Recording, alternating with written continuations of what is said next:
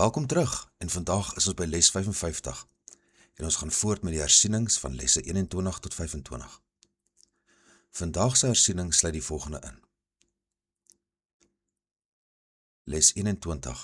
Ek is vasbeslote om dinge anders te sien. Wat ek nou sien is slegs tekens van siekte, rampspoed en dood. Dit kan voorwaar nie wees wat God vir sy geliefde seun geskep het nie. Die blote feit dat ek sulke dinge sien bewys dat ek God nie begryp nie. Daarom begryp ek ook nie sy seun nie. Wat ek sien sê vir my dat ek nie weet wie ek is nie. Ek is vasbeslote om die getuienis van waarheid in my te sien, eerder as die wat my 'n illusie van myself wys. Hersieningsidee 22. Wat ek sien is 'n vorm van wraak. Die wêreld wat ek sien is beswaarlik 'n weergawe van liefdevolle gedagtes. Dit is 'n beeld van hoe alles mekaar aanval. Dit is alles behalwe 'n weerspieëling van die liefde van God en die liefde van sy seun. Dit is my eie aanvalsgedagtes wat tot hierdie beelde aanleiding gee. My liefdevolle gedagtes sal my van hierdie persepsie van die wêreld red en my die vrede gee wat God vir my bestem het. Hersieningsidee 23. Ek kan aan hierdie wêreld ontsnap deur aanvalsgedagtes op te gee. Verlossing lê hierin en nêrens anders nie. Sonder aanvalsgedagtes sou ek nie 'n wêreld van aanval kon sien nie. Soos vergifnis my weer bewus laat word van liefde, sal ek 'n wêreld van vrede, veiligheid en vreugde sien. En dit is wat ek verkies om te sien, in plaas van dit waarna ek nou kyk. Hersieningsidee 24. Ek sien nie wat in my eie beste belang is nie. Hoe kan ek my hoogste belang ken as ek nie weet wie ek is nie? Wat ek dink in my eie belang is, bind my bloot meer aan die wêreld van illusies vas. Ek is gewillig om die gids wat God my verskaf het, te volg, om uit te vind wat in my eie hoogste belang is, omdat ek besef dat ek hulle uit myself alleen nie kan sien nie. Hersieningsidee 25. Ek weet nie waarvoor enigiets daar is nie. Vir my is die doel van alles om te bewys dat my illusies oor myself werklik is.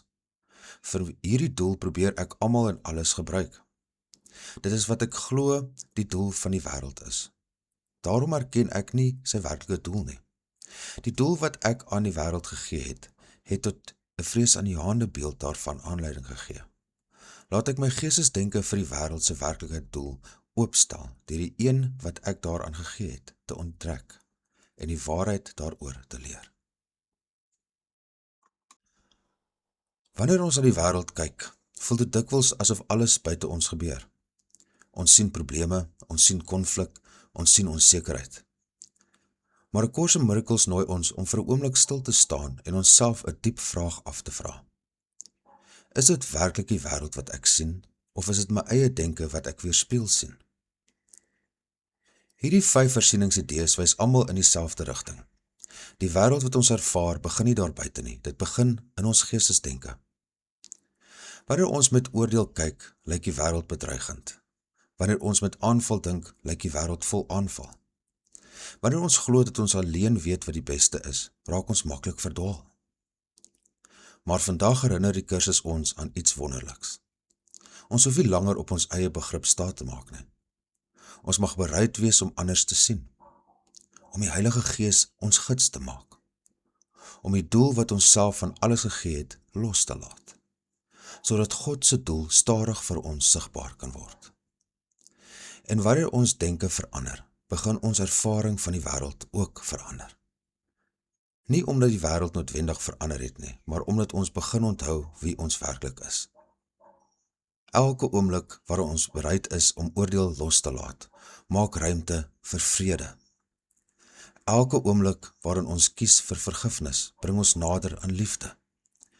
En elke tree wat ons gee, is 'n tree terug na ons ware tuiste. Dankie dat jy vandag saam geoefen het. Onthou om hierdie 5 hersieningsgedagtes vandag rustig te oefen. Laat hulle nie net woorde wees nie, maar 'n ervaring. want dit is deur die oefening dat ons begin sien. Vir volledige lesse van A Course in Miracles besoek gerus acim.org. Vir die Afrikaanse vertaling kontak Henry Theron by nkiw.org en besoek ook hemelbewus.co.za. Vergewe, sien anders, leef in